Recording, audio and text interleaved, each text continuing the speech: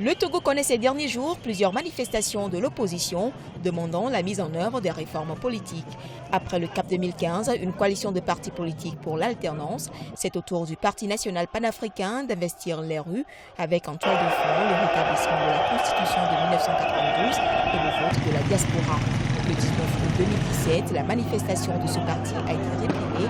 Une répression condamnée par les défenseurs des droits de l'homme et faisant craindre des moments sombres pour le Togo, selon la Ligue togolaise des droits de l'homme. Après les faits de 2005, il y a eu un accord qui a été signé. Cet accord est vieux de 11 ans. Et je pense que c'est la non-mise en œuvre des recommandations de cet accord qui continue aujourd'hui à susciter le mécontentement au sein du bas peuple. Pour nous, ce qu'il faut faire aujourd'hui pour décrisper l'atmosphère politique qui est aujourd'hui polluée, il faut la mise en œuvre des réformes. Et il y a des réformes urgentes. Et le consensus se dégage autour de ces réformes urgentes. On n'a pas besoin d'aller à une 5e République avant de mettre sur pied ou bien de dire que le mandat présidentiel est limité et qu'ensuite on fera des élections à 2 tours. Selon plusieurs observateurs, la dernière répression des forces de l'ordre sur les manifestants du Parti national panafricain qui a fait plusieurs victimes pose plus que jamais l'urgence de la mise en œuvre des réformes politiques.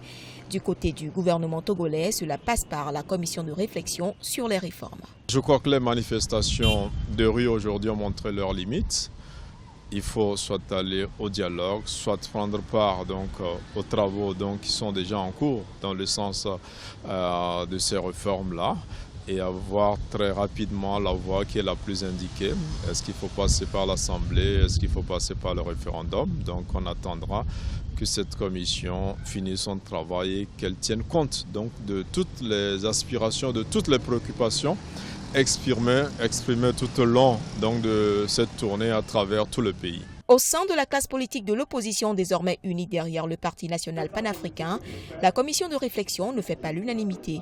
En rappel, entamée depuis le 1er août 2017, la tournée de sensibilisation de la commission prendra fin le 31 août. Son rapport est très attendu du côté du gouvernement.